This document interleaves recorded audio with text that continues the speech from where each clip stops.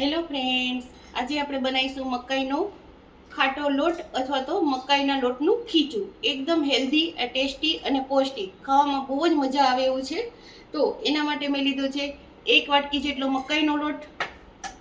દહીંની મેં અડધી વાટકી જેટલું લીધું છે, પણ એમાં આપણે જરૂર પ્રમાણે નાખીશું.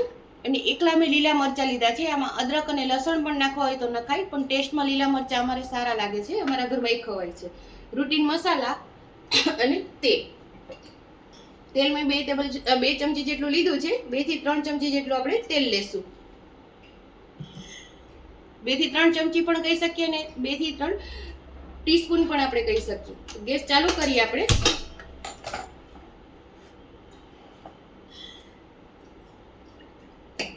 અને આ આપણે પાણી લીધું છે. જે પોટમાં આપણે મરચા ક્રશ કર્યા એમાં જ આપણે પાણી લઈ લેશું, એટલે આપણું વેસ્ટ ના જાય. તો તેલ આપણે ગરમ થવા દઈએ. તો ફ્રેન્ડ્સ, તેલ આપણું ગરમ થઈ ગયું છે. અડધી ચમચી જેટલું આપણે જીરું નાખીશું. તીખાશ પ્રમાણે આપણે મરચા લેશું.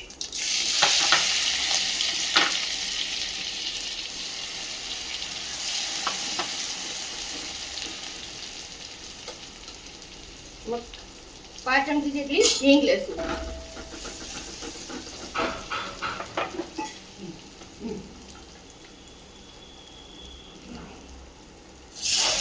દોઢ વાટકી જેટલું આપણે પાણી લેશું.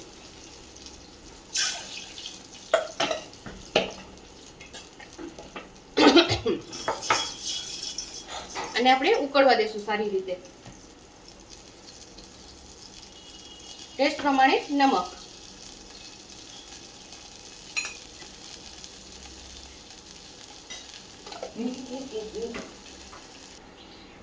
તો ફ્રેન્ડ્સ, પાણી સરસ આપણું ઉકળી ગયું છે. તમે જોઈ શકો છો. આમાં આપણે ખાવાના સોડા કે એવું કંઈ નથી નાખવાનું. જો હવે એનો ગેસ આપણે સ્લો કરી દેશું. ધીમે ધીમે આ આપણે ચાળેલો લોટ લેવાનો છે, એ નાખતા જશું.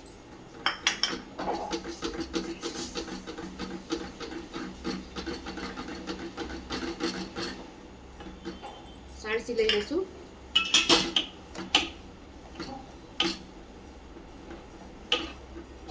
આ રીતે એકદમ એક જ સેન્ટરમાં આપણે ચલાવવાનું છે.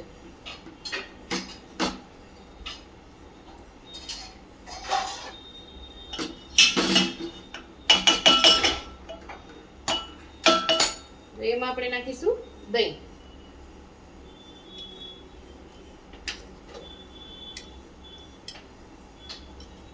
ત્રણ ચમચી જેટલું ઘી આપણે દહીં નાખીશું.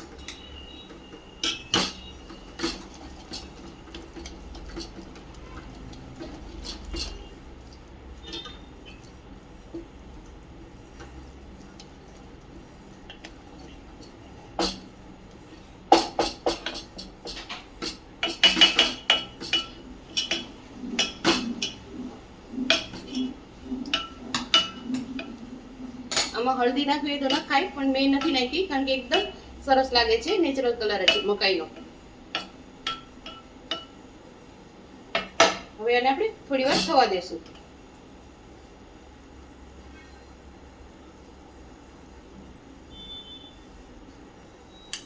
અને ફ્રેન્ડ્સ, આને આપણે એકદમ એક સેન્ટરમાં હલાવી લીધું છે. હવે એને આપણે થોડી વાર કુકરમાં બફાવા દેશું.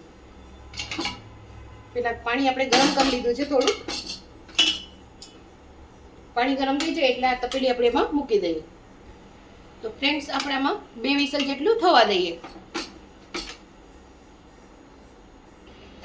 તો ફ્રેન્ડ્સ, કુકર એકદમ ઠંડુ થઈ ગયું છે.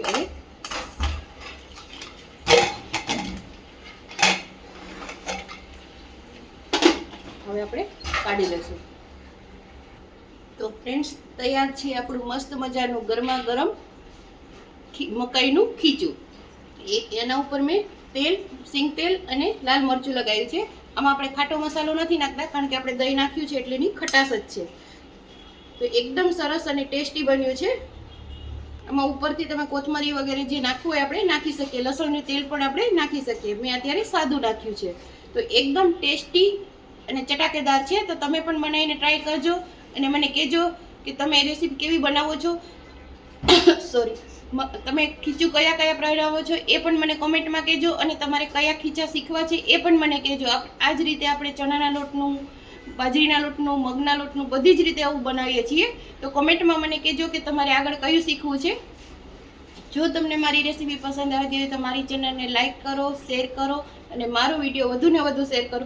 ફ્રેન્ડ્સ, એકદમ ટેસ્ટી લાગે છે. જરૂર બનાવજો અને બધા ટ્રાય કરજો. બધાને બાય બાય.